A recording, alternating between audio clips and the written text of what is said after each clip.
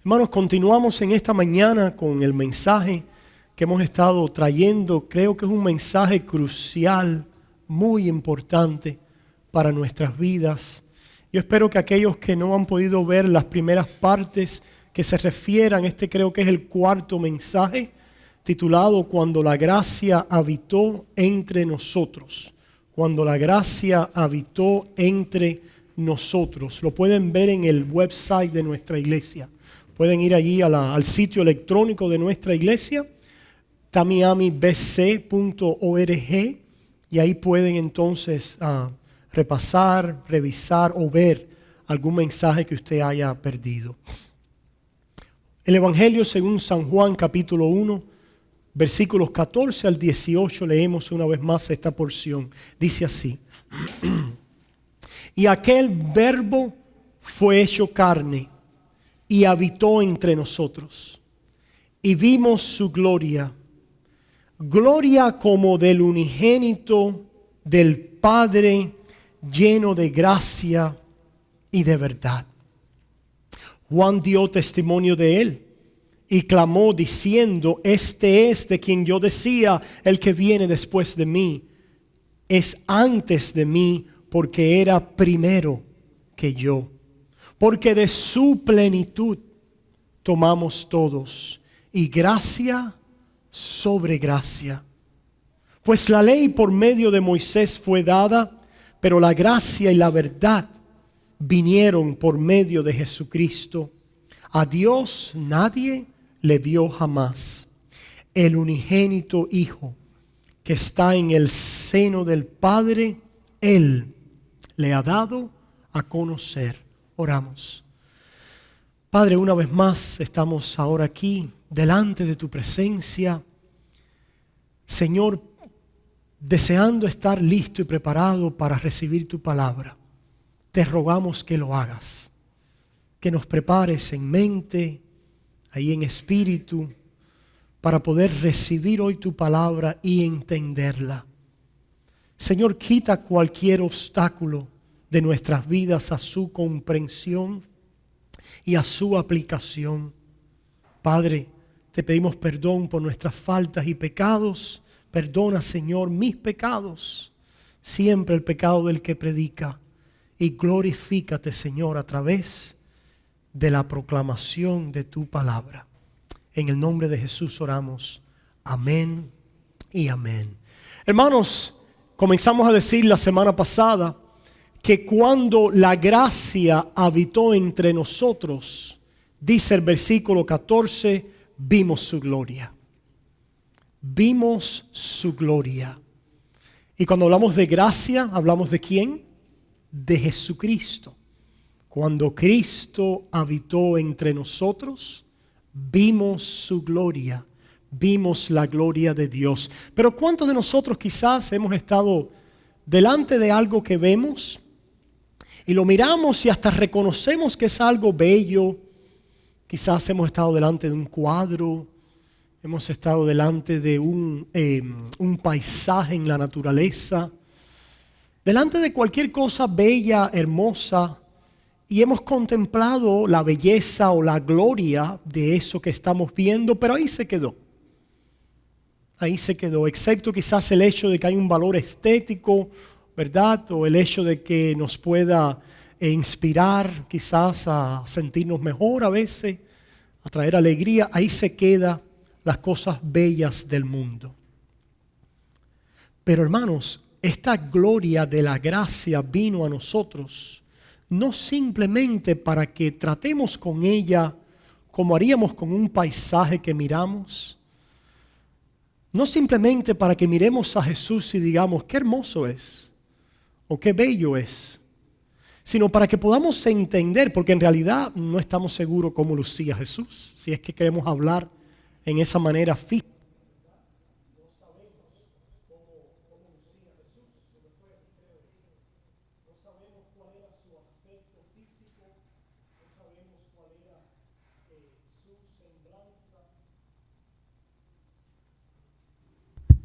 Aquí, bueno, vamos a ver si ahora nos escuchamos mejor, ¿ok? En realidad dice que le veremos sin belleza para que le deseemos, decía el profeta. Pero dice este pasaje que vimos su gloria. Y esta es una gloria, hermanos, que es más que, como hemos dicho, ver algo que es bello y hermoso, sino es una gloria que tiene toda la aplicación y de uso práctico y esencial para nuestras vidas. Porque nosotros vivimos por la gloria que fue manifestada del Padre en Cristo Jesús. ¿Qué quiere decir eso?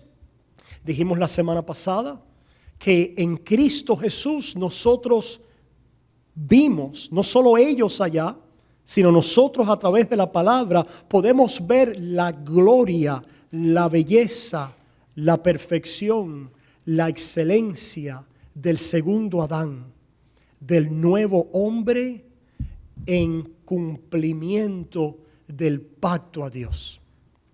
En Cristo Jesús nosotros podemos ver para qué Dios nos creó. Nosotros podemos ver aquello que era el principio y era el final. Nosotros podemos ver que Dios creó al hombre para que viviera en un pacto de obediencia a Él, que le rindiera el culto que Dios merece. ¿Cuántos creen ustedes que Dios merece un culto perfecto?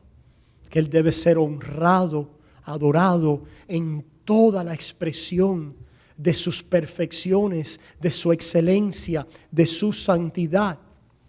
Y el problema es que cuando Dios miró desde los cielos, comenzando allí con la caída de Adán, no encontró a un hombre que le diera ese culto.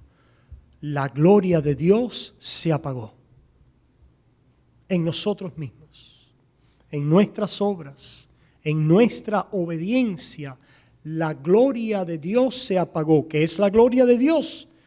Esa perfección de su carácter, esa excelencia de quién es Él, por la cual debe ser honrado, adorado y servido en perfección.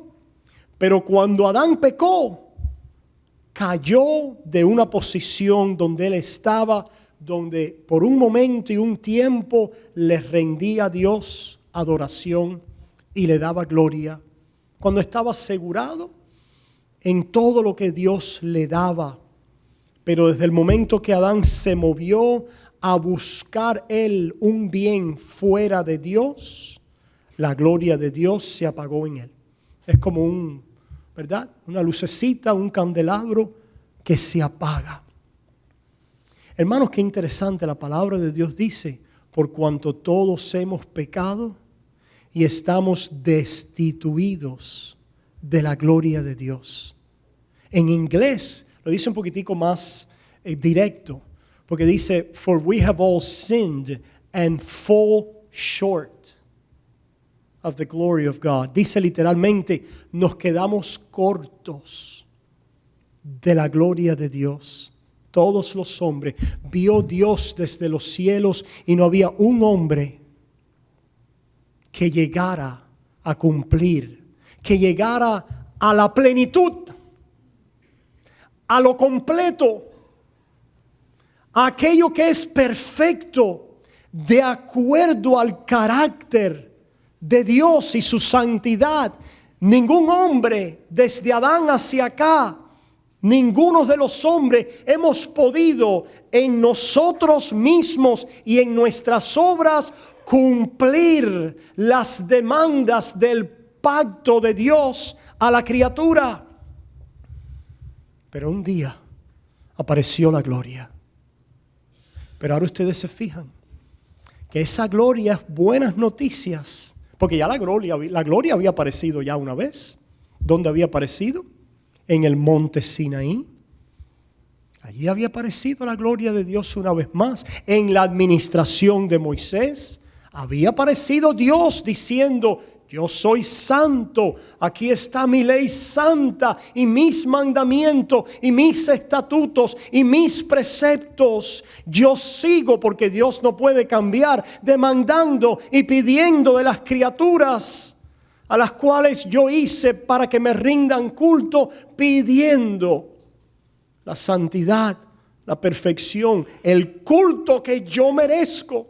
Dios no puede pedir menos que un culto perfecto, porque sería un suicidio divino. Sería Dios negarse a sí mismo, y Dios no puede negarse a sí mismo. Por lo tanto, cada vez que Dios habla con su ley, que es perfecta, santa, justa, la ley es más perfecta de lo que tú y yo podemos aquilatar. Dios es más santo de lo que tú y yo podemos entender. No entendemos la santidad del Dios 3 veces santo. No lo entendemos. De alguna manera Él nos ha revelado y entendemos en medida, no completamente. Es decir, no es que seamos irracionales.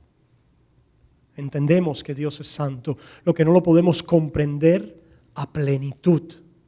No lo podemos, ese conocimiento de la santidad de Dios, no la podemos aquilatar en la inmensidad y la profundidad de quién es Dios en su santidad.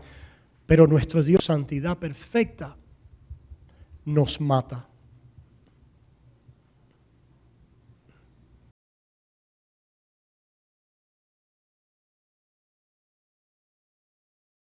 Que alguien muere y todos nosotros, de alguna manera u otra, tenemos que ser recordados de esa realidad.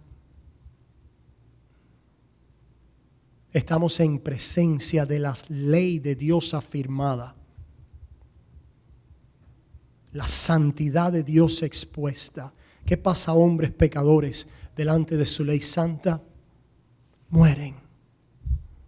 Adán murió físicamente, pero la muerte más significativa, la muerte de más grave consecuencia, que es lo que la Biblia llama la segunda muerte, es la ira y el juicio de Dios de acuerdo a su justicia. Muerte y juicio afirman la ley santa y perfecta de Dios. Hermanos, si Cristo vino simplemente a, vamos a ver si pueden entender, ¿verdad?, lo que vamos a tratar de decir, por la gracia de Dios, a volver a edificar el monte Sinaí, estamos perdidos. Perdidos estamos. Si Cristo vino una vez más a hacer un despliegue de su gloria, como lo hizo en el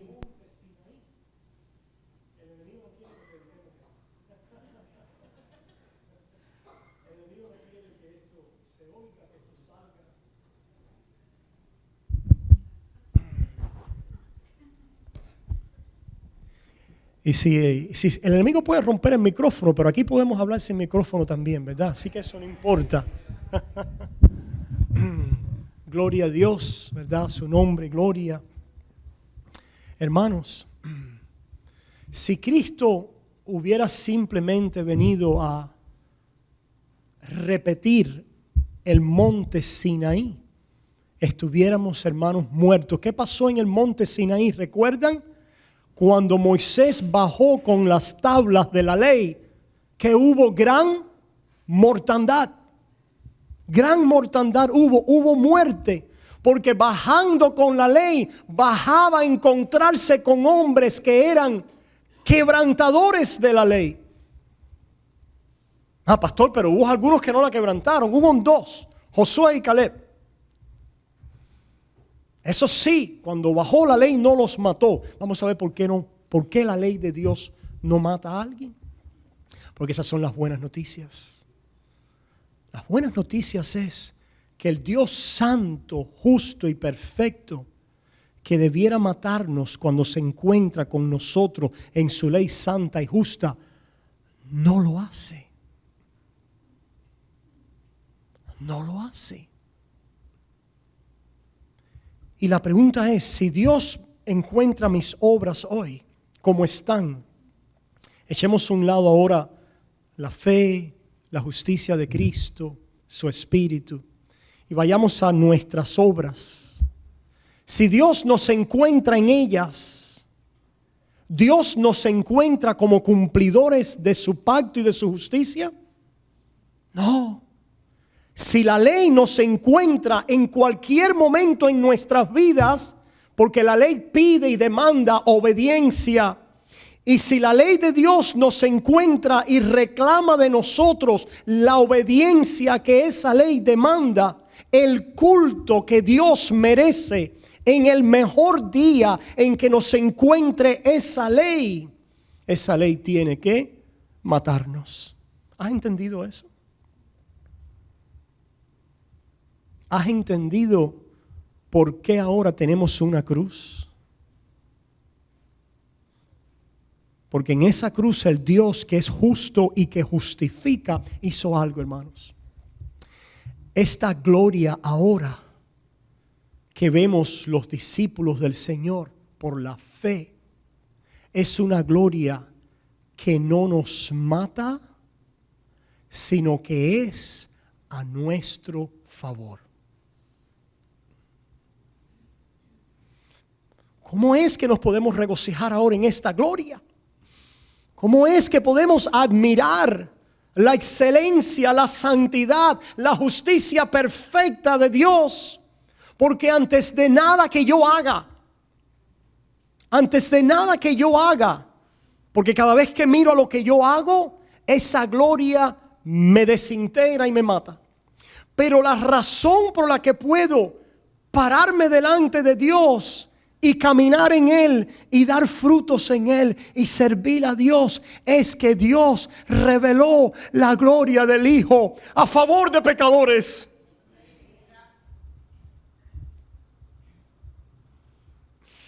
Por eso es que en este pasaje dice, y el autor divino es el Espíritu Santo, inspira al evangelista a utilizar este término, que de Él hemos recibido plenitud.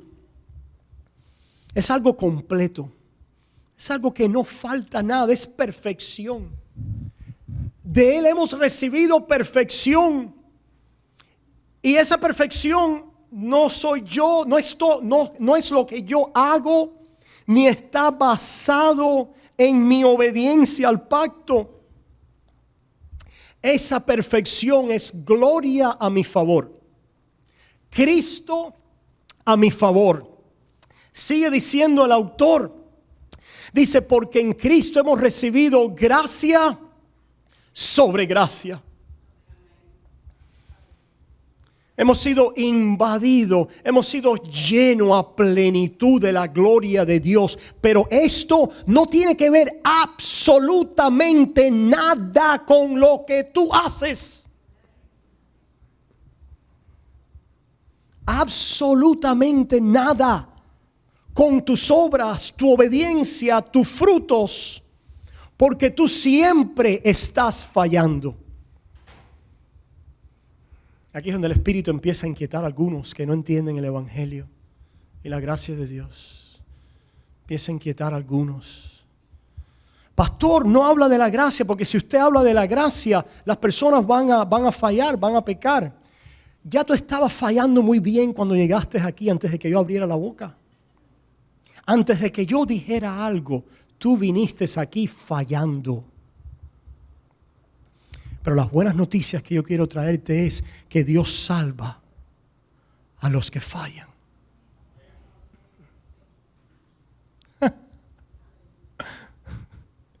Dios salva a los que fallan.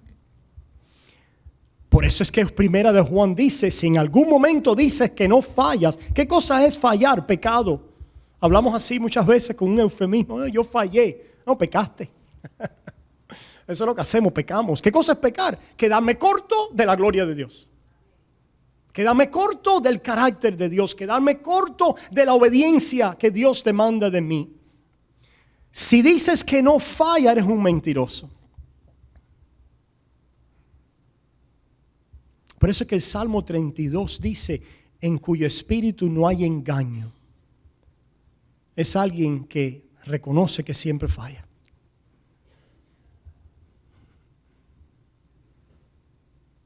reconoce. Pastor, pero no hay frutos en la vida del cristiano. Dice, claro que sí, hijo. Pero no podemos empezar ahí. Porque en tu mejor fruto de obediencia hay fallos. No le rindes una obediencia perfecta al pacto de obras. Nunca jamás estás honrando a Dios como debes. ¿Lo debes hacer? Lo debes hacer. Y la ley, el ministerio de la ley, te habla esa palabra que dice, le debes obediencia perfecta a Dios. Pero entonces se interpone una gloria de Sión, no de Sinaí. Una gloria perfecta que habla a favor del que falla, del impío, del malvado, del que nunca rinde obediencia al pacto de Dios en sus mejores días. Se interpone una gloria al que falla, al malvado, al impío. Y dice, lo que te falta a ti delante de Dios, lo tengo yo. Yo soy gloria por ti. Yo soy justicia a tu favor. Todo aquello con lo que fallas, si reconoces que fallas, que es reconocerse un pecador. Pastor, eso fue cuando me justifiqué y ahora no eres pecador. Bueno, quizás es posible. Necesitas oír la ley de Dios. Necesitas una vez más ver la gloria y la santidad de Dios, que es como Cristo entonces empieza a hablar. Y ahí nos quedamos la semana pasada, allí en Mateo capítulo 5. Si podemos volver allí una vez más a oír a nuestro Señor hablando en el Sermón del Monte. Allí en Mateo capítulo 5. El Señor viene a un mundo donde no hay gloria. Viene a un mundo donde la gloria de Dios en Adán se ha apagado y no hay gloria ninguna. Pero había un gran problema, que el hombre adámico, el hombre caído, la raíz de su ofensa a Dios es el querer justificarse a sí mismo. Es el querer decir, por lo que yo hago, por lo que hay de alguna manera en mí, Dios me acepta y me recibe. Dios es favorable a mí. Por lo que yo hago, por el fruto, por la obediencia, ya sea cooperando con gracia, ya sea capacidad que Dios me ha dado. Pero cuando Dios tiene referencia a lo que hay en mí, y solo por tener referencia a lo que ve en mí y yo hago, sin eso Dios no me acepta. Tiene que haber una referencia a lo que yo hago para que Dios me acepte. ¿Qué estamos diciendo ahí? Tiene que haber una referencia, porque en el mejor de los casos se dice de esta manera: Dios sí, pero a Dios sobrando. A ver, hispanos. Ahí está. La carne lo ponemos a Dios primero y después el brazo humano con el mazo viene. En los mejores de los casos decimos sí, la fe, pero las obras también. Mira, Santiago nos enseña eso. Un día, ¿verdad? Espero que con este mensaje puedan entender Santiago. Si no hay una fe que no tenga obras, si no le presento a Dios una fe con obras, Dios no me recibe. Tengo que presentarle a Dios, sí, con su ayuda y su gracia, pero tengo que añadir algo de mi brazo. Que es lo mismo que decir, tengo que añadir algo de mi carne. De mi carne. Pues Jesucristo viene a traer gloria para los que fallan. La única calificación para poder recibir esta gloria es ser alguien que falle. Porque si tú no eres el que falla, no puedes recibir el reino. Porque el reino es... Pastor, pero ¿cómo es eso si el reino es perfecto? El reino es para los perfectos, pero no para los perfectos en ellos mismos. Porque el reino Dios lo va ahora a regalar. Cristo vino para regalar el reino. Y aquellos que no son del reino detestan el regalo del reino. Detestan que Dios al que falla le regale todo. Discúlpenme, hermanos, cuando yo me entusiasmo con esto. No es que esté bravo, hermanos, no estoy bravo. Estoy bravo con la doctrina falsa, pero no con ninguno de ustedes. Ustedes, por la gracia de Dios, los amo y son mis amigos y mis colaboradores. Pero yo sí sé que hay un enemigo, que es decir, nuestra lucha no es contra carne ni sangre. La lucha es contra el padre de mentiras, al cual en Cristo odiamos y detestamos, porque es el que hace perder las almas con la mentira. ¿Y cuál es la mentira que Él ha estado perpetuando desde el principio? Hay algo que tú puedes hacer a través de lo cual te puedes justificar delante de Dios. Hay algo que tú puedes hacer para ser recibido y para poder ser aceptado por Dios. ¿No se dan cuenta cuán piadoso suena eso? Sobre todo en un país de los Estados Unidos de América, donde los hombres viven por lo que ellos hacen. En el plano, esto puede ser llevarse quizás también a un extremo, ¿verdad? Pero los americanos tenemos, yo me considero americano también, no sé si ustedes... Tenemos la idea, en inglés se dice rugged individualism. Es un individualismo como allí, crudo. ¿Por qué, hermano? Porque llegaron aquellos puritanos de Inglaterra y se encontraron con unos bosques y un país salvaje. Y la psique americana ha sido una de que el americano llega a unas condiciones salvajes y las doma, las convierte para su uso y crece y prospera basado en la fuerza de su brazo.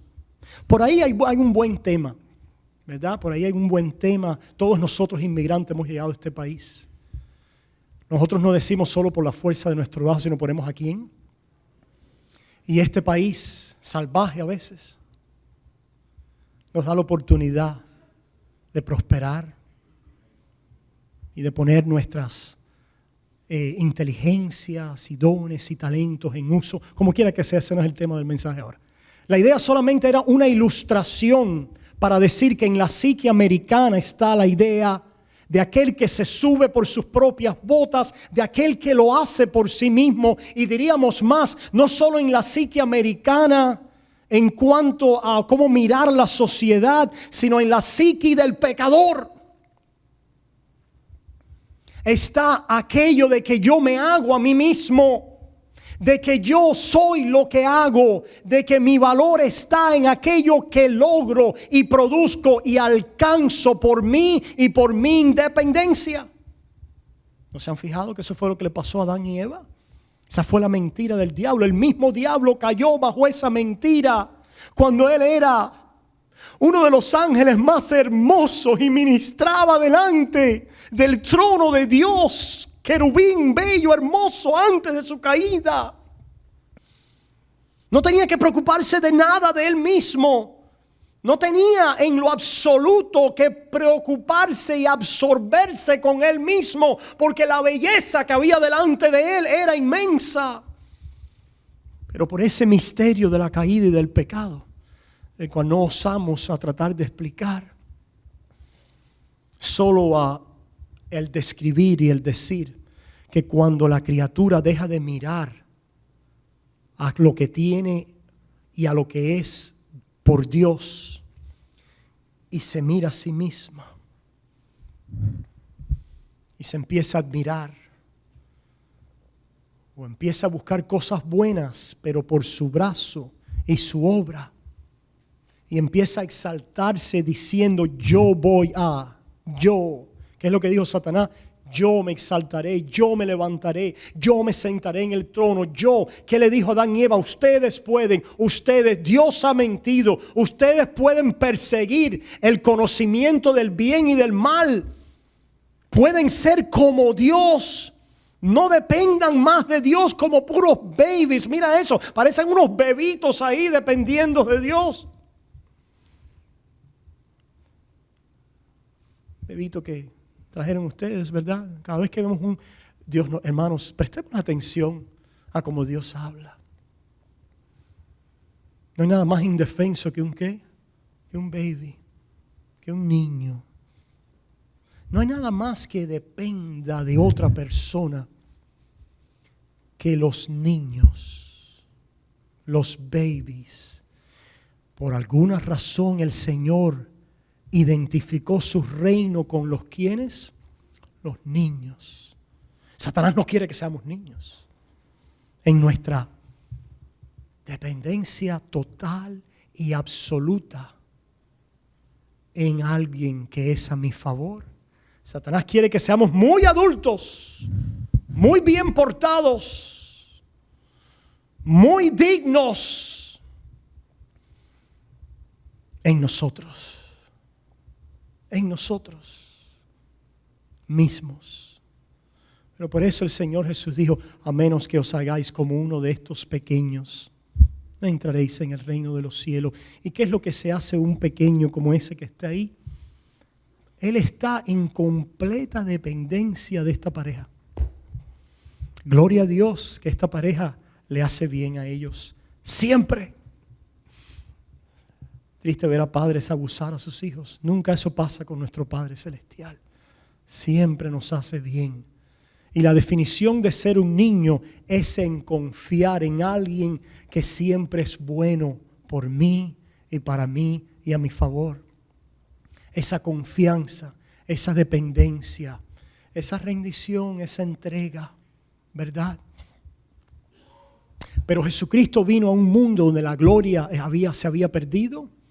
Y en este momento en la vida de Israel, los maestros de Israel enseñaban que a través de tu obediencia, que a través de prestarle una atención a la ley como ellos la enseñaban, que era distorsionada, por supuesto.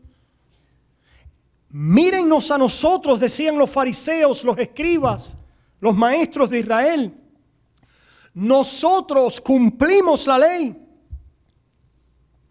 Miren a nosotros cumplirlas y escuchen a nosotros enseñárselas a ustedes para que también las puedan cumplir. Somos el ejemplo, somos la enseñanza. ¿Y qué salía de esa enseñanza en su esencia? Lo que sale de esa enseñanza en su esencia es: tú puedes cumplir la ley de Dios. Tú puedes honrar a Dios como la ley te pide. Tú puedes hacer lo que Dios diga y a través de hacerlo justificarte por tus obras delante de Dios.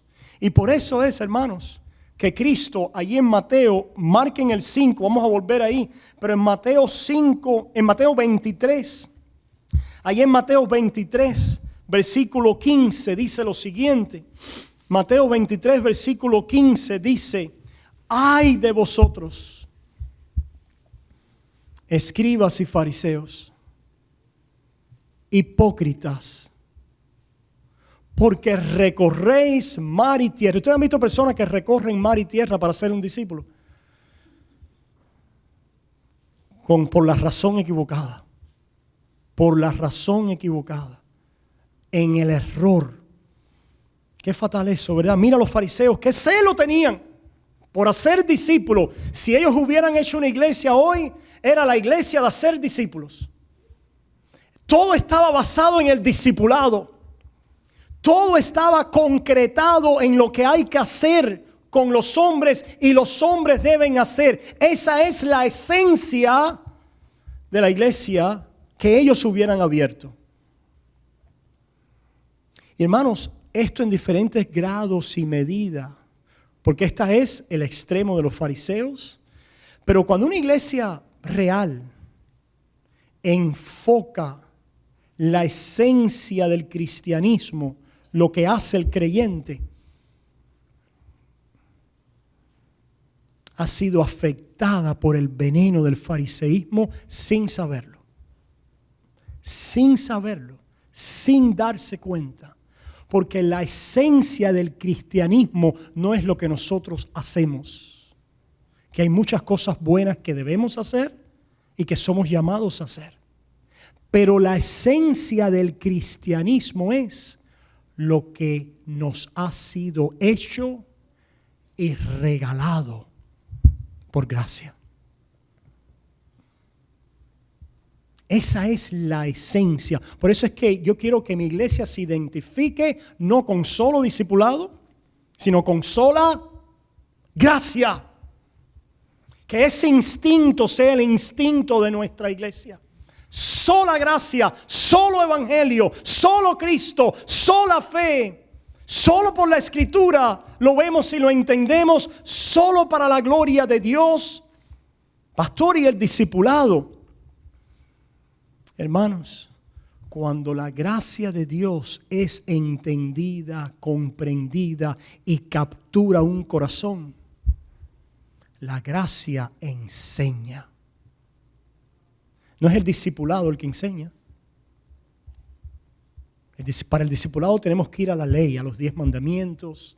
Tenemos que ir, como diría Lutero, a los 10 mandamientos, a la oración modelo, al credo y todas aquellas cosas que nos llaman a hacer algo. Pero si nosotros pensamos que diciéndole a la persona lo que tienen que hacer les da el poder para hacerlos, estamos perdidos.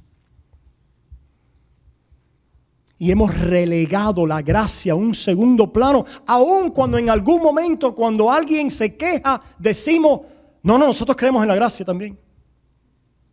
Pero en operación diaria y en enseñanza y en método de ministerio, no le estamos dando el lugar de primacía.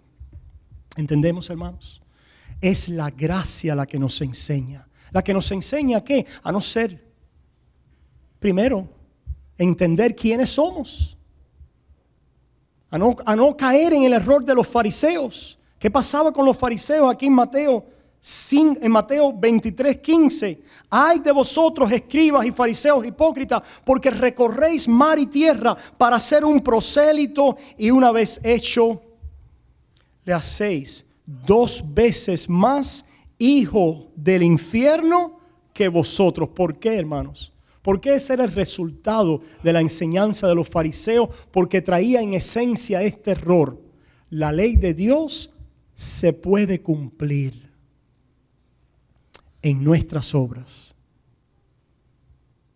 Y a ellos decir que podían alcanzar gloria de Dios basado en sus obras, ellos fallaban, y ahí fallaron y quebrantaban el mandamiento de Dios. Pero al enseñar eso a otros, hacían que otros se convirtieran en 2 veces hijos del infierno y los hacían fallar otra vez y los hacían tropezar. Por eso es que le dice, ustedes son ciegos, guías de ciegos. Volvamos entonces ahora a Mateo 5, el pasaje que comenzamos a hacer la exégesis la semana pasada, donde el Señor les dice, comenzando en el 17, ahí retomamos, no penséis que he venido para abrogar la ley o los profetas. No he venido para abrogar, sino para cumplir. Alguien dice entonces, ¿ves? Él vino para cumplir y es nuestro ejemplo. Tenemos que cumplir la ley. Volviste al Sinaí. Porque la gloria esta está en que ahora, en el que ha cumplido, hemos recibido ¿qué? Gracia sobre gracia. En otras palabras, alguien vino a cumplir lo que yo no puedo nunca cumplir. Ni en lo general de la ley, ni en un punto del mandamiento y aplicación, ni en intención o deseo. Cuando Dios pastor, pero no me ha dicho que hay frutos del Espíritu. Claro que sí. Hay frutos del Espíritu, que es Dios obrando en nosotros conforme a su perfección y dando frutos de esa obediencia a través de nosotros por la fe. Pero cada vez que Dios mira a nosotros en ese obrar, si me fuera a juzgar basado en ese obrar y lo que yo soy en esa obra en ese momento, me condena. Por eso es que nuestras confesiones dicen que aún si Dios nos fuera a juzgar en nuestras obras, en los momentos de frutos, aún los frutos son condenables. Hermanos, qué sabiduría y qué fácil de malinterpretar eso también. ¿Entendemos lo que queremos decir? Que aún en mi mejor momento de obediencia, sí la hay. Y los cristianos damos frutos y hemos sido puestos para dar muchos frutos. Y nos damos cuenta cuál es nuestra guía y vemos que la ley santa de Dios ha sido dada para que entendamos que ese es el culto que Dios pide. Que le rindamos la obediencia del amor a Él y el amor al prójimo, y por ahí todo el desglose de lo que eso significa en su palabra.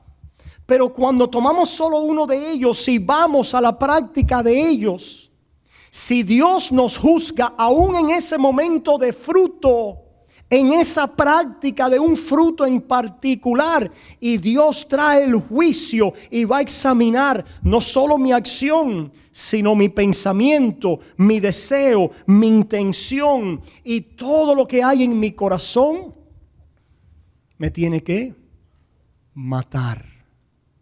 Pero no lo hace, ¿sabes por qué?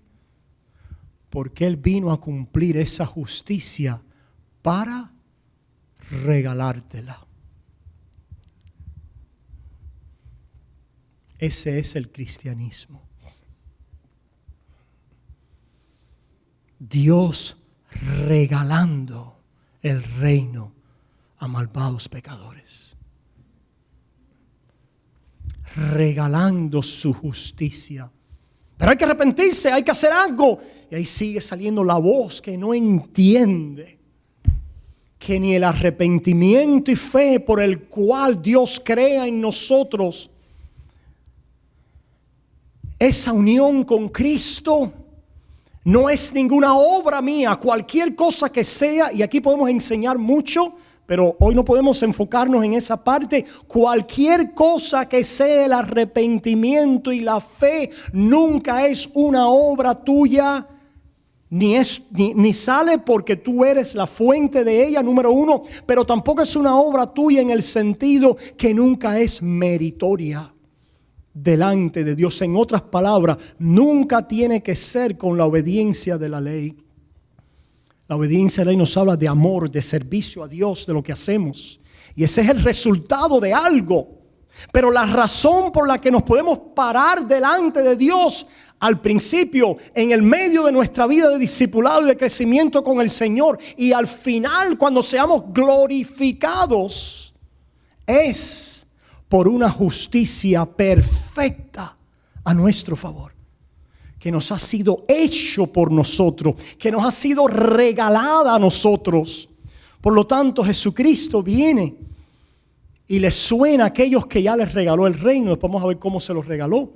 Y les dice: yo no he venido para abrogar, he venido para cumplir, porque de cierto os digo que hasta que pasen el cielo y la tierra, ni una jota, ni una tilde pasará de la ley, hasta que todo se haya cumplido. ¿En quién? En Cristo Jesús, no en ti ni en mí. Nosotros no vamos a llegar al final de nuestras vidas habiendo cumplido esta justicia. Él no está esperando por su iglesia que cumpla esta justicia. Él ha formado una iglesia habiéndole regalado justicia. ¿Entendemos la diferencia? Le ha regalado justicia, le ha regalado el reino a su novia, que era una palabra temida, prostituta.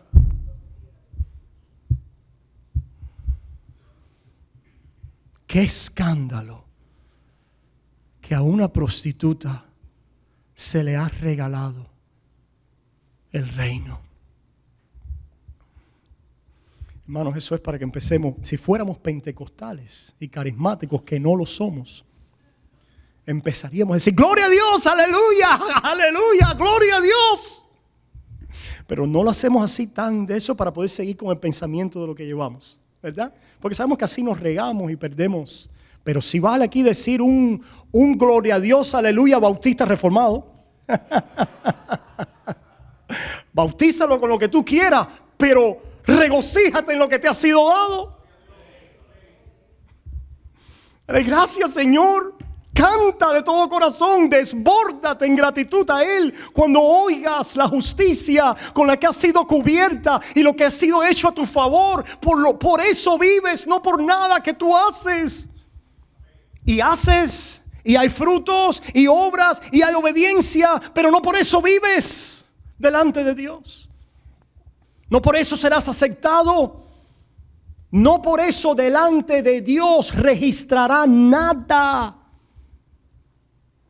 Por eso es que entonces Jesús, después de decir, todo va a ser cumplido, dice, versículo 19, de manera que cualquiera que quebrante uno de estos mandamientos muy pequeños.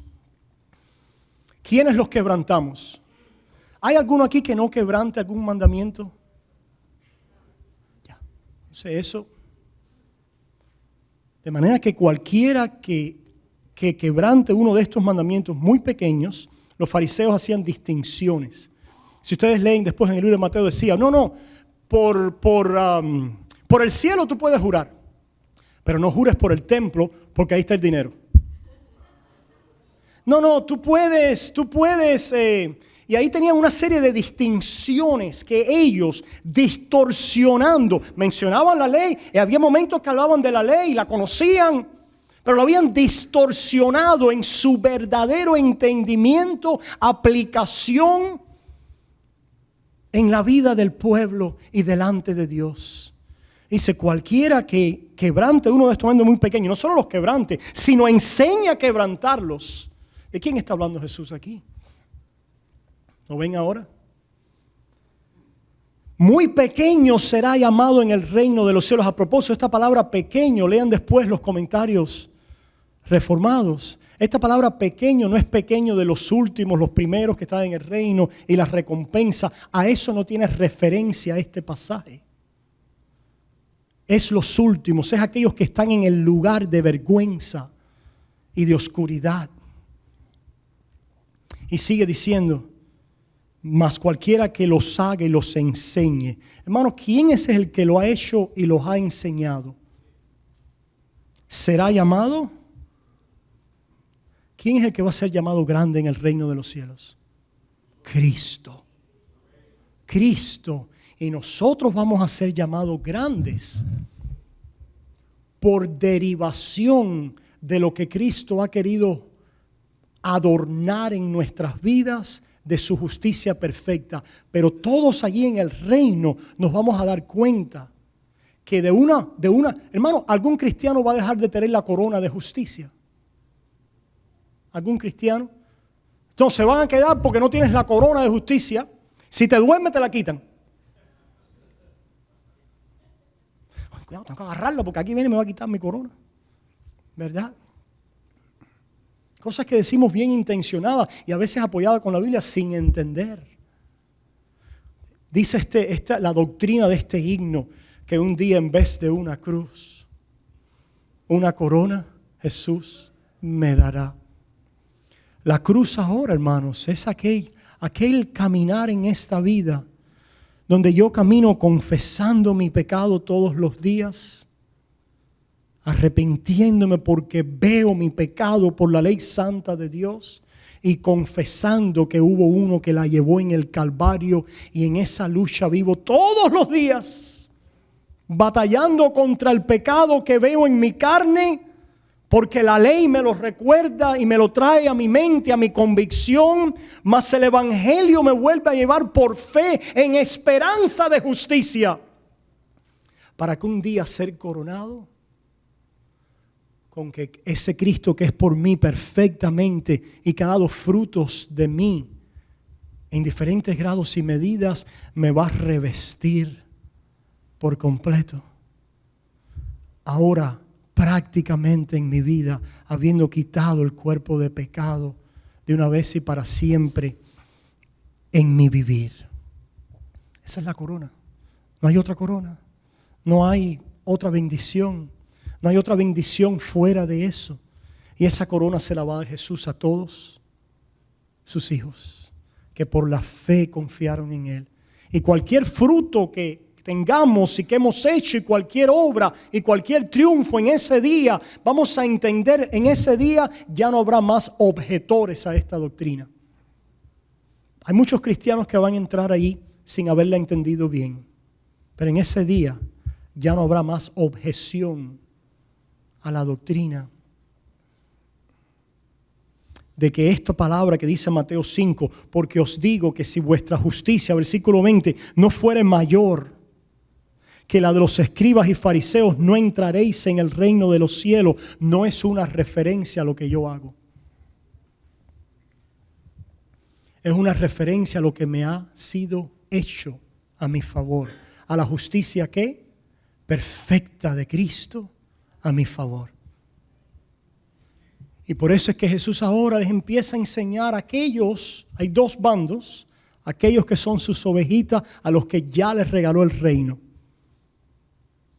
Y aquellos que siguen tratando de ganar el reino, que están en el reino por sus obras, a unos les va a decir, aquí está la justicia que les he regalado, mira cómo luce y qué linda es, por ellas viven, créanla, para yo dar frutos en ustedes. Y a otros les va a decir, mira verdaderamente la justicia por la cual ustedes tratan de vivir lo que demanda.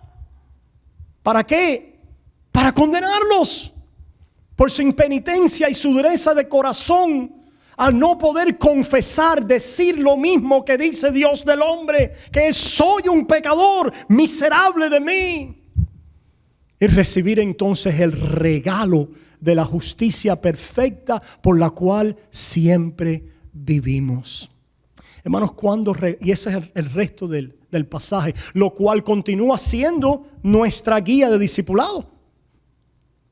No tenemos otra. Es la ley. Ahí vienen las confusiones, pero está hablando con discípulos o está hablando con los fariseos, está hablando con ambos. Porque la misma ley es nuestra guía en la cual vamos a dar fruto por la fe de algo que me ha sido regalado, pero la misma ley es la condenación de los hombres que no dejan que esa ley los mate para poder venir a vida por gracia en Cristo Jesús. ¿Cuándo les regaló el reino a los discípulos? Hermanos, esta palabra del principio de Mateo 5 que se repite, dice, bienaventurados. Bienaventurados. Hermanos, en la vida de aquellos israelitas que por la gracia eran iluminados, ellos entendieron de qué estaba hablando Jesús, que estaba hablando de un regalo, que no estaba hablando de lo que ellos hacían, porque ya David había hablado así en el Salmo 32.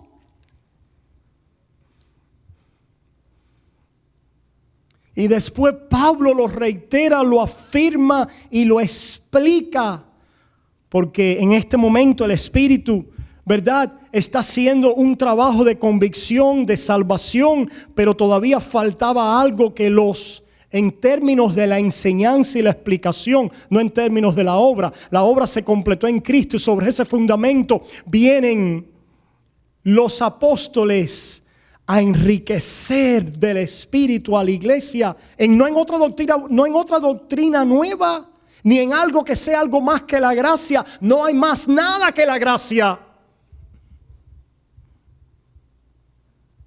No hay más nada que esa palabra que nos libera para servir a Dios y para dar frutos en Él. ¿Cuál es esa palabra con la que empieza Jesús aquí en Mateo 5:3? Bienaventurados los pobres en espíritu.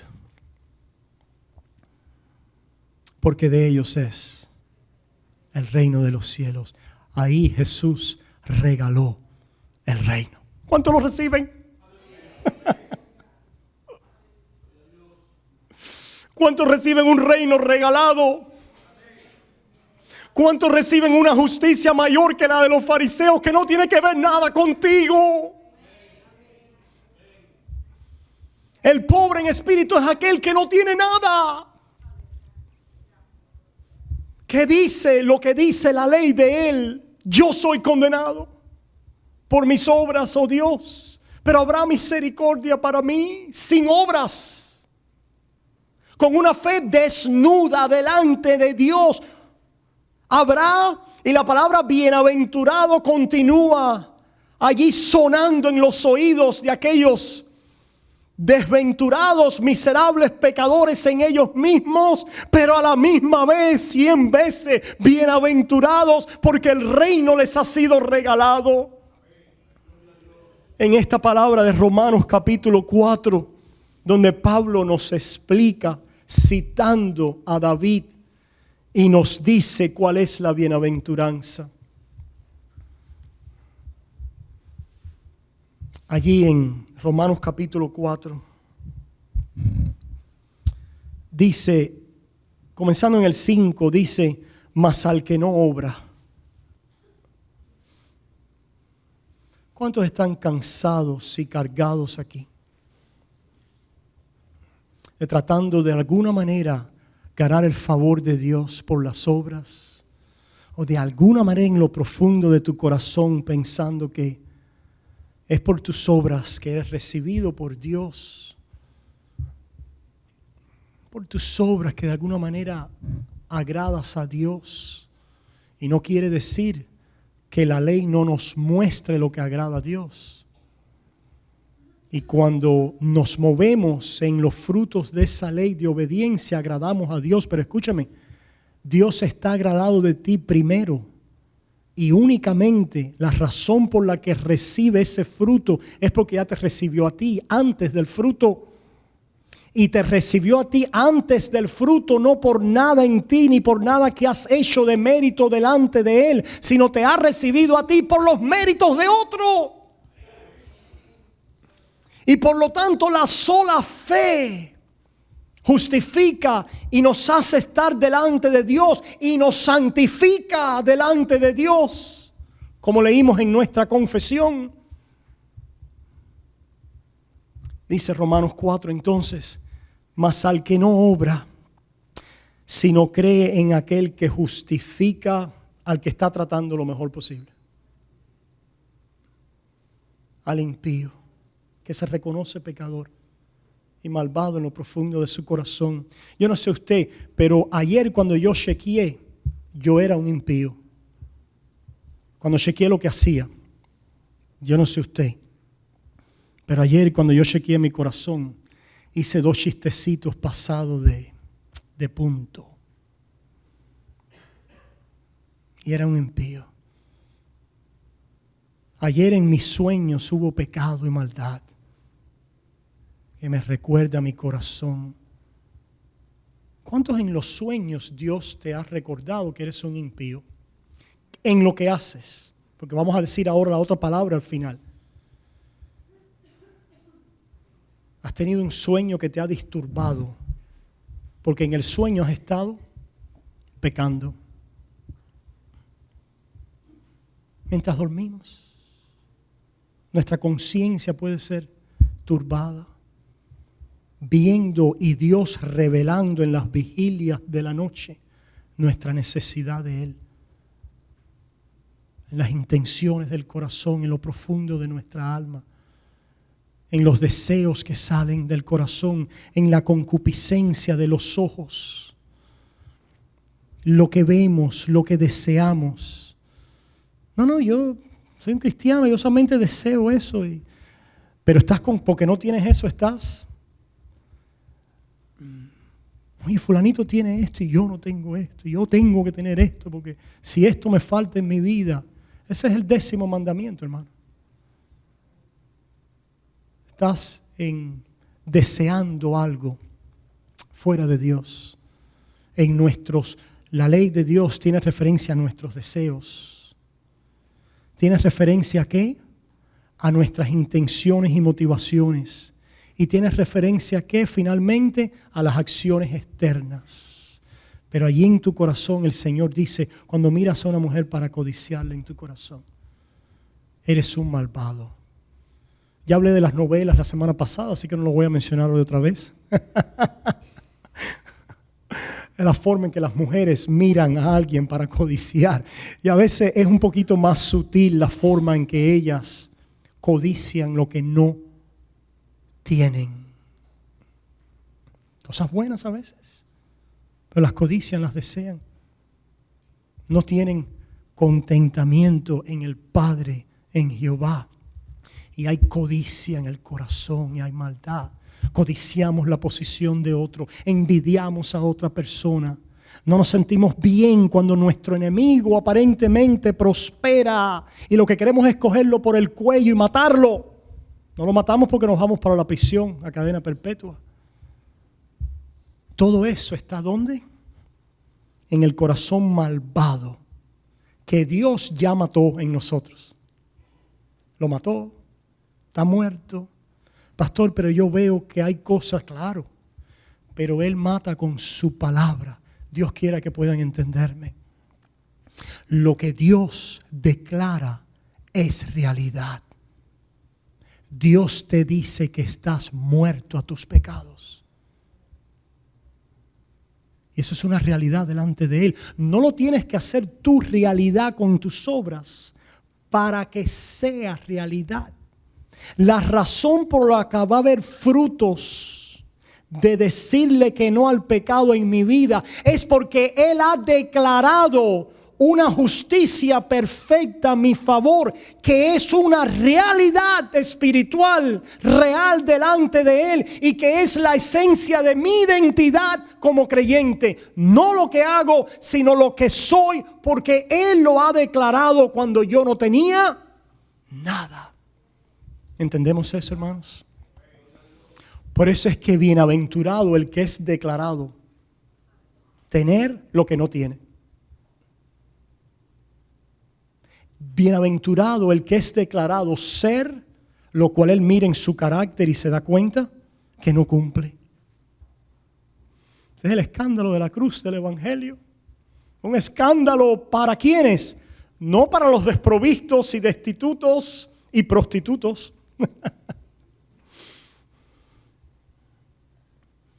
Para los fariseos es un escándalo porque Dios regala su justicia. Y por eso dice aquí en Romanos 4, mas al que no obra, sino cree en aquel que justifica al impío, su fe le es contada por justicia. Como también David habla de la bienaventuranza del hombre a quien Dios atribuye justicia sin... Gloria a Dios, aleluya. Hermano, yo vivo por esto. Si no es por esto, muero.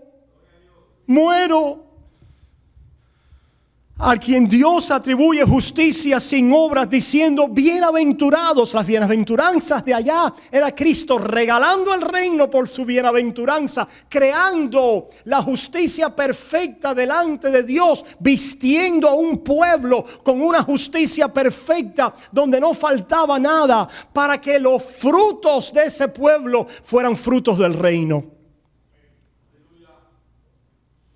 Se la voy a dar a un pueblo que tiene los frutos del reino, y ahí van los que no entienden la palabra, hablar de frutos primero.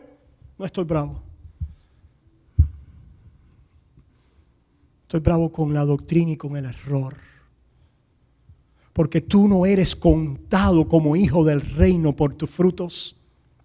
Eres contado como hijo del reino por la proclamación de perfección a tu favor, por la bienaventuranza, aquel cuyas iniquidades son perdonados y cuyos pecados son cubiertos. Bienaventurado el varón a quien el Señor no inculpa de pecado.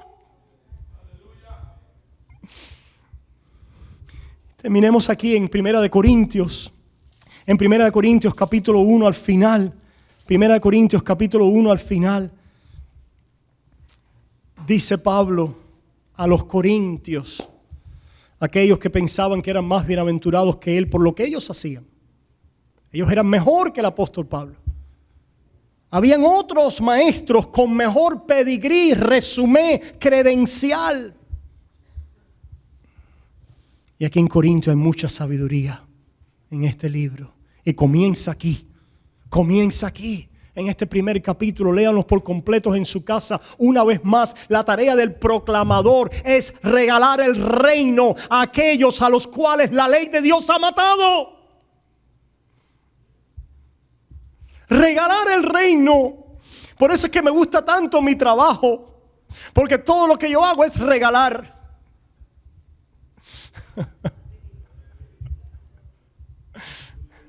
Hay algunos que quieren cobrar, y su proclamación a veces sin querer es una proclamación de cobro. Pero la proclamación del evangelio no es una proclamación de cobro, es una proclamación de regalo. Esa es nuestra Navidad eterna. Esa es la Navidad, que Dios vino a este mundo a regalar el reino a indignos como yo y malvados como yo todos los días. Y cuando el Señor dice a fin, 1 Corintios 1, 29, a fin de que nadie se jacte en su presencia. Es lo que está diciendo Pablo en Filipenses 3. Después léalo en los primeros 3 versículos. Dice: nosotros no somos de los que nos gloriamos en la carne. En la carne muertos somos. Entendemos por qué Pablo dice que tenemos que morir todos los días. El morir todos los días antes de ser, el apartarnos del pecado en nuestra vida práctica, es un proyecto de fe. Es el confesar la muerte que la ley me enseña que en mí mismo yo soy. Si Dios me juzga sobre lo que yo hago, o soy, o pienso, intención, o esfuerzo, el mejor, ponme ahí lo mejor de lo que tú haces. Eres condenable. Muere, puedes morir, podrás morir y decir: nada de lo que yo soy tiene que ver como Dios me ve. Cualquier hermenéutica de lo que Dios me llame tiene referencia primero que todo a la declaración de bienaventurado de lo que me ha sido regalado. Y de ahí salen los frutos de ese regalo, podemos decir teológicamente hablando, los frutos del reino, o los frutos de justicia, o los frutos de santificación, o los frutos de obediencia. Y terminamos con esto. Dice él entonces aquí en el 20, en el 30: mas por él estáis vosotros en Cristo Jesús, el cual les ha sido dado el poder a ustedes para ser. El cual ha hecho algo para que ustedes entonces puedan hacer algo y así ser. El cual nos ha sido hecho sin nosotros hacer ni jota. Gloria a Dios. Le sigo alabando y adorando. Frutos de labios que publican su alabanza. Pastor, la fe sola no, y el hablar solamente. Cuando hablamos de corazón, eso es adoración perfecta a Dios. Eso es gloria a Dios. ¿Qué podemos hacer con Dios? Bendecirle. ¿Cómo le bendecimos? Frutos de labios que hablan bien de Dios. Cuando yo hablo bien de Dios, cuando hablo primero mal de mí y después hablo bien basado en lo que Él es a mi favor. Hablo bien de Dios cuando hablo primero de Dios. Hablo bien de Dios cuando hablo primero y final de Dios. Hablo bien de Dios cuando todo lo que voy a decir es simplemente un comentario o una nota de lo que Él es a mi favor. Cristo en todo y en todos, para que Él tenga la preeminencia. como la va a tener al final cuando seamos salvados de toda nuestra propia suficiencia. Porque hemos sido salvados, estamos siendo salvados y seremos finalmente salvados de toda suficiencia propia y de toda atracción a la carne. Dice entonces, mas por Él estáis vosotros en Cristo Jesús, el cual nos ha sido hecho. Y esta es la palabra final, iglesia, por el cual yo los absuelvo a ustedes como iglesia de Dios de pecado. Pastor, eso hacen los católicos romanos. No, los católicos romanos te absuelven sobre la base de tu penitencia y de tus obras y de que en ti haya algo. Pero yo absuelvo a la iglesia de Dios con la palabra del evangelio que te dice que si estás en Cristo Jesús, te falta sabiduría, eres sabiduría de Dios en Él. Te falta justificación, eres justificación de Dios en Él. Te falta santificación, eres santificación de Dios en Él. Te falta alguna liberación, alguna sanidad, alguna redención, eres redención de Dios en Él. Tú eres no lo que haces, sino eres lo que te ha sido regalado. Para que, como está escrito, el que se gloría. Señor, te damos gracias. Te alabamos y te adoramos. Te pedimos perdón. Gracias, Señor. Necesitamos de este gran Salvador para grandes malvados y pecadores como nosotros. Pero te damos gracias que ya no somos eso. Ya no somos eso, aun cuando nuestras obras puedan dar un eco de eso. Padre, permite que por la fe podamos correr a ti y oír una vez más la justicia perfecta que yo soy en Cristo Jesús, que me llamas un cumplidor de la ley, un hacedor de tus mandamientos, un amador del prójimo, un amador de tu ley. Todo lo que me llamas y dices que soy está basado en tu justicia perfecta y en el reino que me has regalado. Gracias, Señor. Permite, Padre, que esa fe aumente en mí para dar los frutos de ese reino, para dar los frutos de esa justicia, para dar esos frutos de tu espíritu de obediencia. Adorna nuestras vidas, oh Dios, porque sin ti nada podemos hacer. Adorna nuestras vidas y esta iglesia con esos frutos, recordando nuestra guía, que es tu ley santa y perfecta, y haciendo que ella nos dé convicción y nos humille, y llevándonos a Cristo, el cual dice: todo lo que no tienes, lo eres ya en mí. Y a ti sea toda la honra